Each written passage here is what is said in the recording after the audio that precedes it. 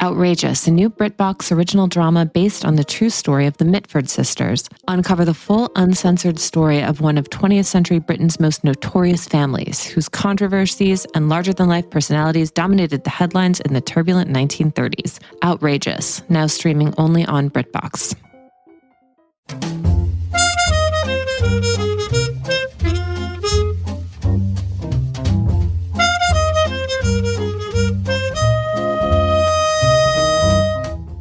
Happy Saturday. It's June 14th, 2025, and you are listening to Morning Meeting. I'm Ashley Baker in London. And I'm Michael Haney in New York City. Well, it's been another horrifying week in the news. Around 250 people have died as a result of an Air India crash in Ahmedabad. Trump is using the National Guard to quell dissent in the United States, and Israel is now at war with Iran. We are going to leave those matters for other news outlets to parse, at least for the time being. And we have an episode of Morning Meeting that will hopefully give you a bit of a break from all of that news. Yeah, it may feel like the world is going to hell, but for Jeff Bezos and Bezos-Sánchez, it's a bonfire of the vanities moment. In a little under 2 weeks, the billionaire and his crew of friends will take over Venice for the wedding that will be a 3-day party, and Stu Heritage is going to tell us what we can expect. Then, speaking of billionaires seizing control of beautiful destinations, Joseph Ballmore is going to report from the Cotswolds on how Steve Schwarzman, the billionaire chairman and CEO of Blackstone, has ruffled feathers among locals. And finally, there might have been no fashion designer more beloved in New York City than the late Kate Spade. Her co-founder, Elise Aarons, has written a book about her, and she'll join us to discuss how Spade went from being a broke student in Kansas to the woman whose name was on every New York woman's purse. So, Ashley, where would you like to begin today? Michael, I don't think we have a choice. I think we have to start with love, right? Or at least a wedding. And Stuart Heritage, a writer at large at Airmail, is here to take us inside the latest goings-on in Venice. He is the author of Bald, How I Slowly Learned to Not Hate Having No Hair, and You Can Too, which, by the way, would be a pretty good wedding gift for Jeff Bezos. Welcome, Stu. Hello. So, Stu, I know I speak for you when I say that Venice is one of the most beautiful cities in the entire world, and yet I've never been so happy that I'm not going there this weekend. All the people who I know who come back from Venice say it's too busy and it's kind of inaccessible to everyone. But that was before Jeff Bezos decided to get married there, which is happening in a couple of weeks. And he is basically bought the city to do it. He spent $10 million on his upcoming wedding. He's hired out every single water taxi in the city to ferry his guests about. He's booked out 5 luxury hotels completely. The Reddit page for Italian tourism is just blanket advising people not to go to Venice, almost as if there's been some sort of, insurgency. I mean, the craziest thing to me is that this seemed to be a desired outcome by the Venetian administration, right? There was some sort of a campaign to make this wedding happen there. Yeah, that's the sort of the bizarre thing is that it's almost like the sort of the Olympic selection committee. Apparently a bunch of locations went to Jeff Bezos and pitched themselves to him, and Venice won out. Look, we know it looks really good on Instagram, so I assume that that's one of the reasons. But is there anything else we know about why they selected Venice of all possible cities? I don't know. Well, I mean, in terms of logistics, it has a film festival every year, so it's used to lots of people coming and going. It's hosted G7 summits, so it's got the security factor. But at the same time, it does seem to be a particularly odd place to have a wedding, especially Jeff Bezos has got a $500 million yacht that requires its own $75 million backup yacht. And it's so big that it can't really get into Venice. So it's going to have to dock quite a long way out of the city. It seems very impractical. It's like more power to the Venetians. Like they saw a big whale. They're like, we can get this. I mean, God only knows, like, what Bezos really needs is Musk's Department of Government Efficiency to come in, like who's reviewing the bids for this thing? Like $100 million, like any wedding planner, you'd be questioning everything. But I'm sure it's just like, good on the Venetians, just like, we're just going to get this guy and soak him for all he's worth. It has been very, very contentious because Venice is a city. I think there was a study that worked out it has maybe only 30,000 permanent residents, but then millions and millions of people come in and out. The core of sort of actual residents are just constantly up in arms about everything. I wish I could remember his name. I can't. But there's a guy who I quote in the piece who I Googled his name, and anytime there's anything about Venice, he's like the go-to guy. He was the one who wanted cruise ships not to come back after COVID. He's calling for like a bigger tourist tax. It seems to be a microcosm of sort of the theme parkization of Venice. Stu, I'm sorry to ask you to do this, but please take us through the guest list. Oh, the guest list, it's great. It's everyone famous is going. Donald Trump might be going. Donald Trump's daughter might be going. Donald Trump's son-in-law might be going. Some Kardashians are probably going. Maybe Barbara Streisand. It's anyone who is anyone. Although I was reading something Marina Hyde wrote in The Guardian, and it was very fascinating in that nobody invited seems to know either Jeff Bezos or Lauren Sanchez for any meaningful amount of time. There are no old school friends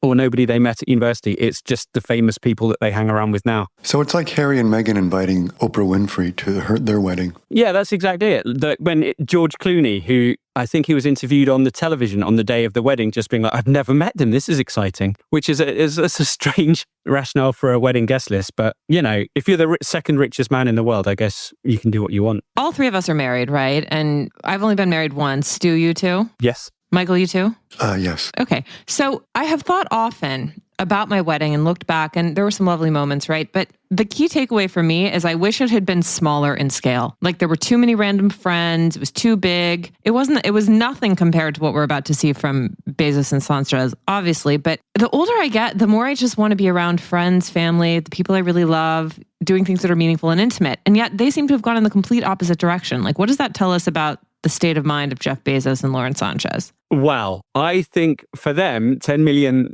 is actually, that's what represents their intimate small scale thing. Last year, it was reported that they were going to spend, it might have been 600 million or something enormous on this enormous blowout event in Aspen. So this is I think that there will be 200 guests. And yeah, that qualifies as small. But yeah, no, I'm completely with you. I got really angry on my wedding day because I had to stop and kind of take pictures and do stuff that I didn't want to do. So I would have eloped and done it in front of 0 guests if I had the chance.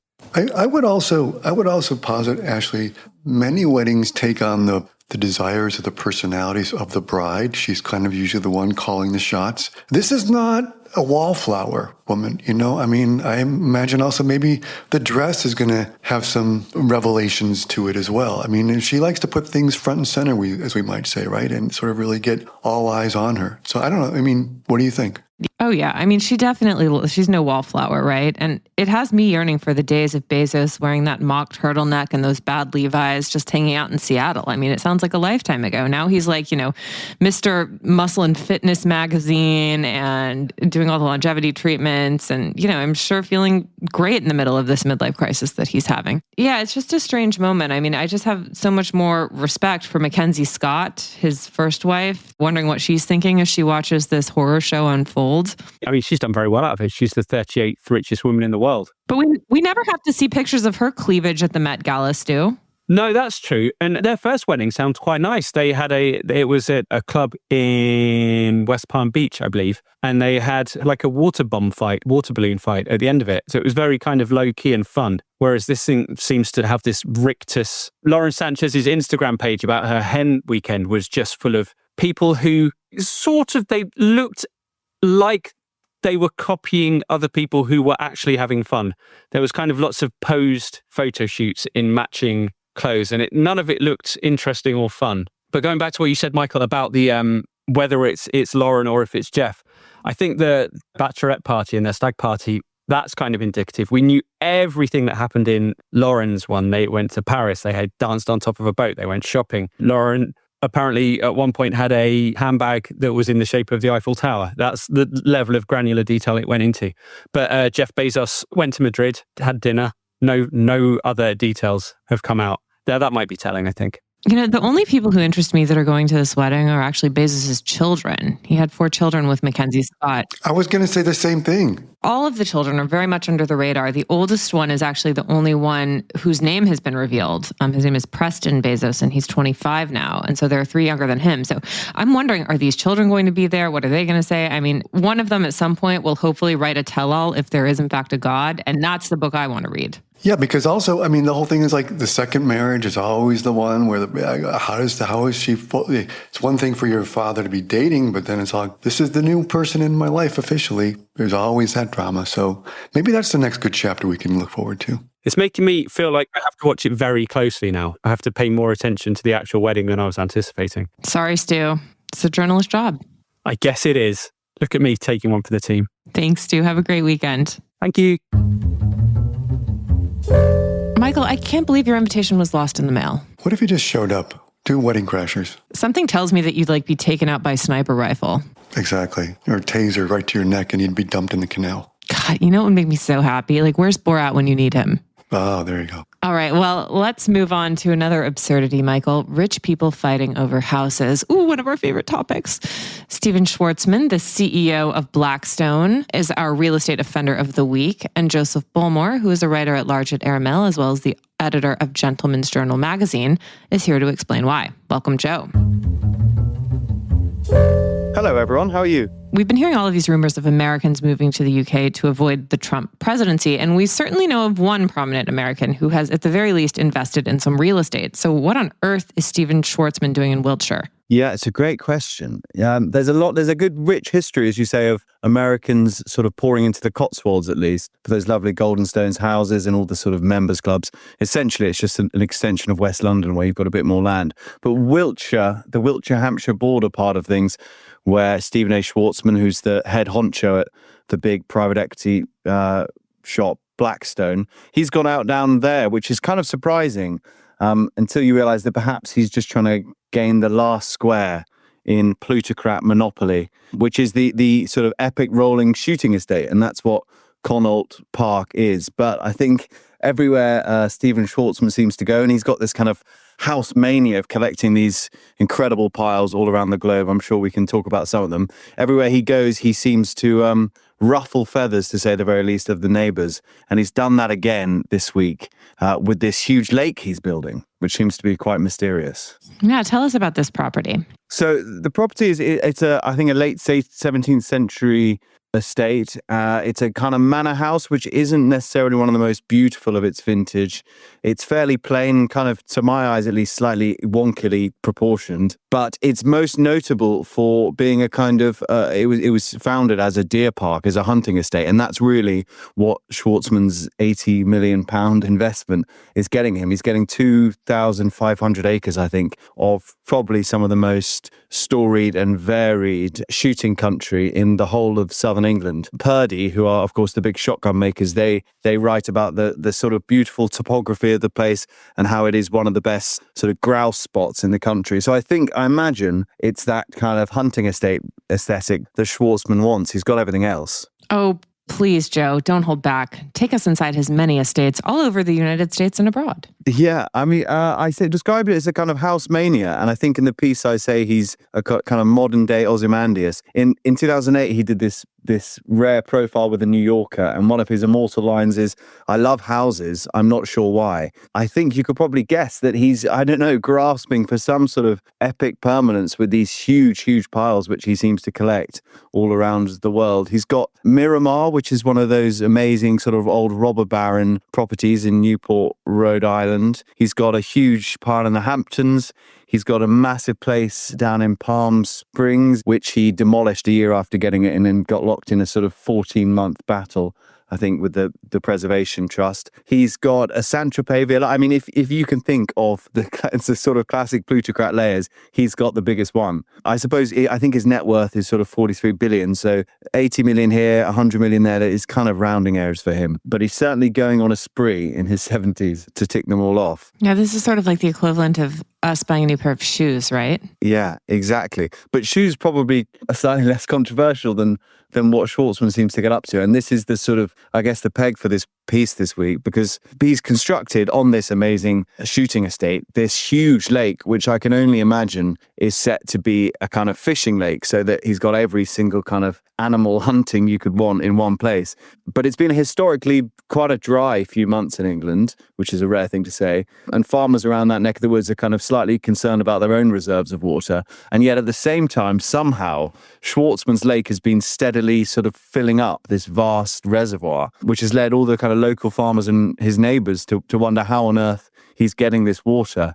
And the theory right now, which is being raised quite vocally, is that he's in fact drilled a borehole, or his people at least have drilled a borehole into the local aquifer. I'm not a geologist, but essentially that means it's a shared sort of reservoir of water below the surface level of the rock, which basically is a kind of a natural source for everyone in the local area. So if you're boring into it, you're sort of, I guess, borrowing other people's water at source, to put it generously. I should say that Schwartzman's estate say this is not true. In fact, they've just got a very highly sophisticated water collection system, which is somehow siphoning more rainfall than seems to be available. So yeah, the saga continues with Stephen Schwartzman slightly irking local neighbors. Yeah, it seems like he likes to move at great scales. You also know what I mean? Like the grounds, he's known for shooting, bird shooting in the British sense, which is fine. But now he's like, of course, so like the rumors of you, as you report, have gotten out that it's not just a bird here, bird there, but like we're going to do 500 at a time, right? Let's just like wipe it all out. Just like anything when these plutocrats do, like I want the most at once done. Yeah, definitely. I think the quote from the locals is that he's going to be putting on 500 pheasant days, which is, a pretty hefty day for the pheasants and for whoever's sort of gathered there for the jolly. Yeah, I think that's definitely to the north end of what happens. And yeah, essentially at some point, I think I quote one of them in the piece, is that sport when the sky above you is sort of thick with pheasants and you can barely miss one because there's 20 coming over a peg at a time. It's the sporting element slightly taken out of it and it becomes a bit closer to fish in a barrel. But we'll see. There's the rumours of 500 pheasant days. Who knows? They might be a little bit more abstemious on the birds, so to speak. I mean, Joe, this just seems like an awful lot of kerfuffle for a home where Schwartzman is going to be spending, 2 or 3 weeks a year at best? Yeah, it is. I often wonder with these things, what happens in the days they're not there? Because I can imagine that he's not going to go there before October, and it gets a bit cold and unpleasant down here from, I guess, late November through to March. Is pretty bleak. So I can see the scenario where he's down here with friends for sort of 5-6 weekends of the year. I think I did a piece for you guys 2 years ago about these great estates in the Cotswolds that have been brought up by wealthy Americans. And there's one story in there of a full-time staff who are kept on high alert at all times, living in this palatial place, I think in Gloucestershire. The owners come maybe once weekends a year without any kind of notice, but they want it ready at all times just in case they drop in from St. Moritz or wherever they happen to be at that moment in time. It's an odd way to live, isn't it? And an odd use of finite resources like housing, perhaps, but we'll stay away from that, perhaps. Yeah, and perhaps one more explanation for why class warfare is engulfing our society. But again, we'll skip that for now. Yeah, perhaps. I mean, I make the point, and it's a slightly tongue-in-cheek point, with his kind of Newport, his Rhode Island property, and these grand lavish parties he's putting on constantly at these places. He does seem like a kind of late capitalist Gatsby who's in search of something that he's never going to find. I think he's in his mid to late 70s now, and he's still acquiring things, still putting on huge bashes with celebrity guests and fancy friends. And it's sort of like, when will you reach the spiritual green light at the end of your dock, to extend that rather clumsy metaphor? I don't know. But yeah, there's going to be a lot of pheasants who are in slightly worse shape because of it, perhaps. Well, Joe, thank you so much. Wonderful. Lovely to chat, guys. Thank you. Thanks, Joe. Outrageous, a new BritBox original drama based on the true story of the Mitford sisters. Uncover the full, uncensored story of one of 20th century Britain's most notorious families, whose controversies and larger-than-life personalities dominated the headlines in the turbulent 1930s. Outrageous, now streaming only on BritBox. Well, we do have one love story, and it's a love story regarding female friendship between the late designer Kate Spade and her best friend and frequent collaborator Elise Aarons. Elise has a beautiful new memoir out about her friendship with Spade. It's called We Might Just Make It After All, and she is here to take us inside of her story. Welcome, Elise. Thank you. Thanks for having me. Elise, I'm so excited to read your book, not only because I have loved Kate Spade since I was a teenager. I also am from Kansas, like the two of you, and your story was so inspirational, but also because of her incredible life story, not only as a creative visionary, but also as a mother and a wife and a friend, and no one knew her in that capacity better than you. So what inspired you to write this memoir of your friendship with her? Well, I think so many remember her for how she left us and not how she lived. And I wanted to tell the story of her and all of the great times that we had. And it's truly a story about a best friendship of two women and trying to make it. And how did the two of you meet? We met when we were 18 years old at the University of Kansas in the freshman dorm of GSP, the first day of school. And there's a whole week called Country Club Week when school starts that are, full of parties. And you also have class registration, but the parties are what everybody goes for. And we met the first day, did not think that we would be friends. I think either one of us thought that. I had just returned from New York from a trip with my family. And of course, I was wearing purple parachute pants and a, crazy top and green pointy-toed boots that I'd bought on 8th Street. And Katie was wearing a polo shirt with the collar popped up and khaki shorts and Ouija loafers, which was really the uniform of college back then. And I had a lot to learn. What initially drew you two together? When we were going to register for classes, we started talking about why we were both majoring in journalism. And it turned out it was the same thing. It was that we were huge fans growing up of Mary Richards on the Mary Tyler Moore Show. And she had really inspired us to dream bigger. And she was such a confident, modern woman of the times in the 70s and was working in a fairly male-dominated field. But she did it on her own. And she was cool and stylish and confident and really a cultural icon for us. And Mary was the reason that we both majored in journalism. So how did you two go from being journalism majors to the life forces behind one of the biggest American fashion brands of the moment? It's pretty crazy. We had both wanted to have a business together when we were in college. And we had no experience aside from bartending and waiting tables. And so when we found ourselves in New York, fashion was really the area that we wanted to go into. And Katie got a job at Mademoiselle magazine, and I started working in marketing for a couple of different fashion companies. And we kind of moved up in the ranks at, both of our jobs. And it was actually Andy Spade's idea to start a handbag company. Katie was thinking of leaving Mademoiselle, and she'd been there 6 or 7 years by then, and she was a senior fashion editor.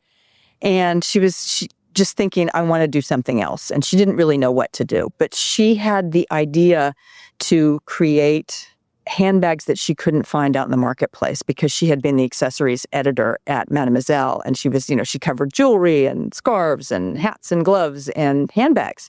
And she said, there's something missing that's just not available for all of the photo shoots I want. And so she started thinking about what she would want that to be. And she cut out craft paper and taped it together with Scotch tape and said, this is the shape and the style I want in really unique materials, not leather, but doing something in fabric. And she had the first samples made. And they called me one night and said, we know what business you guys should do. And it ended up being 4 of us who were partners in the business. Andy was sort of the marketing genius behind everything. Kay designed everything. And then we'd met our other partner, Pamela Bell, who did all of the production and product development. And I did sales and marketing.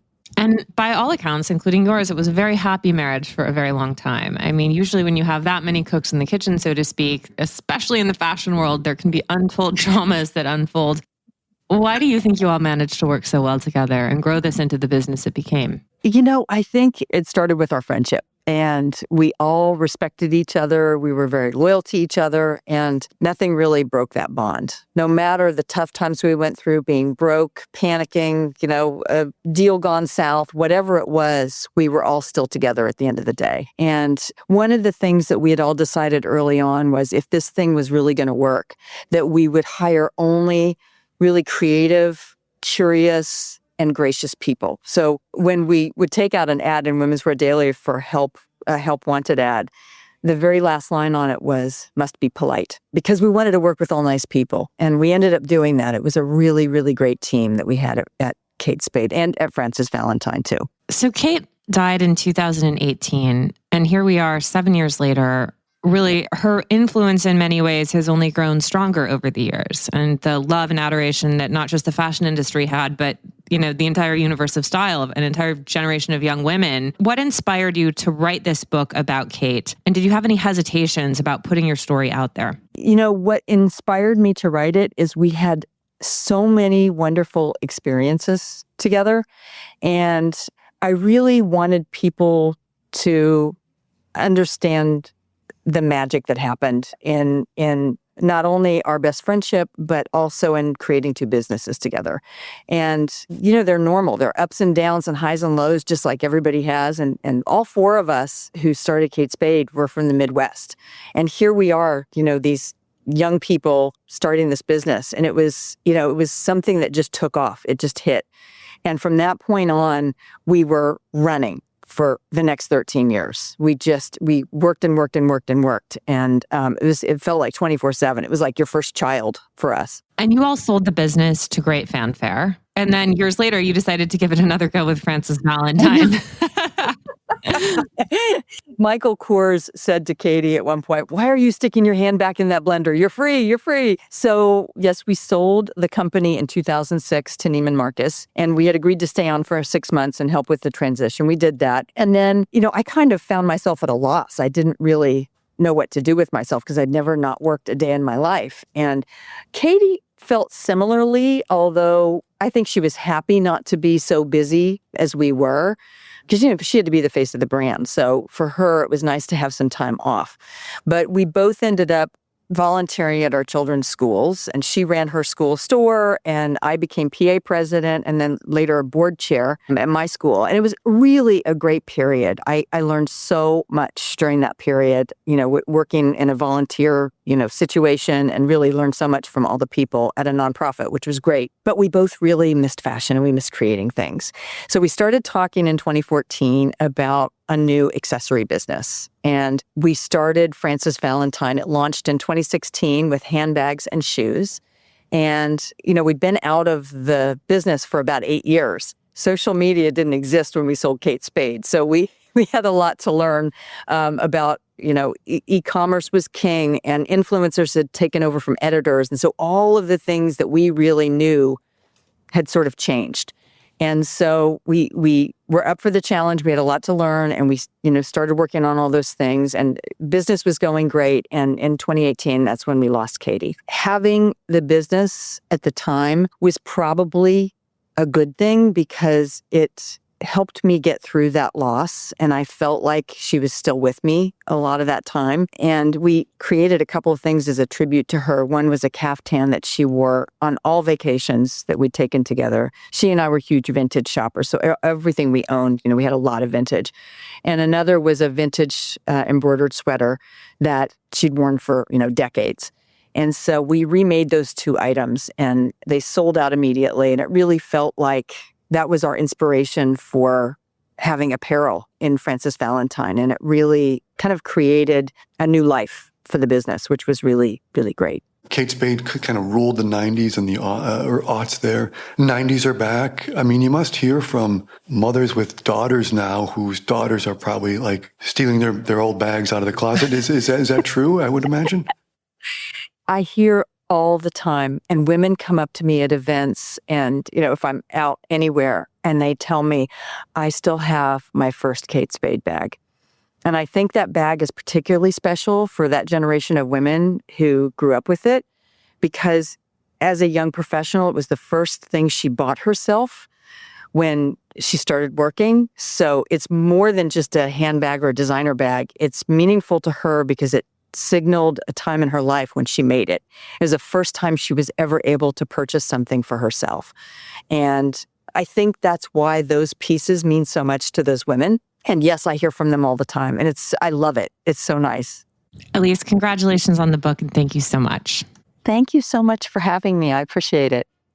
There's only one place to discover a global snapshot of the current cultural scene. AML's Arts Intel Report. Our international research tool for what to do and where and when to do it is user-friendly, continuously updated, and meticulously curated. Arts Intel is handy at home, on the road, and when you're planning your next trip. It also includes indispensable lists of restaurants and hotels in key cities around the world, recommended by our well-traveled experts. Explore Arts Intel at airmail.news/arts-intel, and be sure to sign up for our Week in Culture newsletter, which is published every Wednesday afternoon at airmail.news/WIC. I'm Chris Garrett, Airmail Deputy Editor, and I never leave home without it. Bon voyage.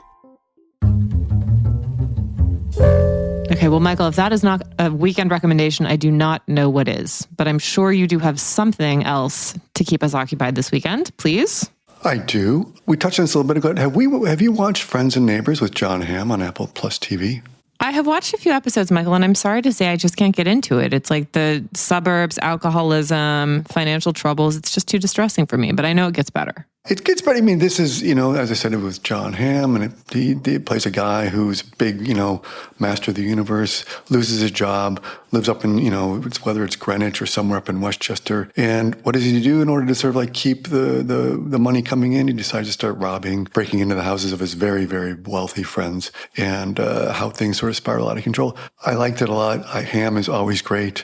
And what's sort of curious, I know it might be a little close to home for some of us. I feel like I know this world, but I really enjoyed it. I like watching Hamm and what he does. But, curiously, it reminded me, and I was talking this with a friend of mine, there's an old John Cheever story, which I would recommend you go back and read if you want. It's called The Housebreaker of Shady Hill, which I wonder if the creator of the show, because it's got these voiceovers. And that's a great little Cheever story about this guy, Johnny Hake, who basically is a guy who lives up in Westchester back in the 50s, 60s, and resorts to housebreaking to save his family from financial ruin. So it's called Your Friends and Neighbors, and it is on Apple TV right now. And you, my dear? I love that you brought up the Ovid of Ossining. I mean, Cheever is someone we should be revisiting almost every year. Have you read Blake Bailey's biography of Cheever? Yes. Oh, for sure. Even if you don't like Cheever's work, which is almost impossible, it's still a wonderful biography about Cheever. Okay, so Michael, I have been watching another show on Apple TV. It is called Stick, and it stars Owen Wilson as a golf pro trying to reinvent his life. Have you seen it? I watched the first episode. You like it? I really did like it. It's sort of my Ted Lasso moment. I need a bit of positivity in this crazy world that we're living in. And Owen Wilson is such a compelling, fun, and friendly actor that I sort of love this. Also, it co-stars Judy Greer as his ex-wife, and I think they have a very sweet relationship. It's a fun one to follow along with a fabulous summer TV series, at least I think. Do you agree? For sure. He's always great, and it's sports, and it's very light. It's a good sort of like summer light, frothy little thing. All right. Well, on that note, we wish you all a wonderful weekend. Thank you so much for joining us. Mike, would you please read us out? Of course. And we want to thank our sponsor, BritBox.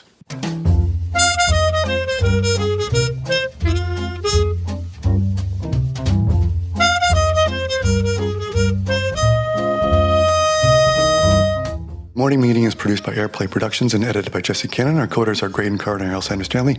Our chief operating officer is Bill Keenan, and our deputy editors are Ashley Baker, Chris Garrett, Nathan King, Julie Vitale, and Ash Carter. Our CMO is Emily Davis, and our music supervisor is Randall Poster. Our theme music is The Cute Monster by the Buddy Collette Quintet. A new edition of Airmail is published every Saturday, so please subscribe and enjoy all of our stories on airmail.news, which we update every day. You can also find us on Twitter and Instagram at Airmail Weekly. We will be back here next Saturday with another edition of Morning Meeting, but in the meantime, be sure to subscribe at Spotify or Apple Music, but most of all, thank you again for joining us.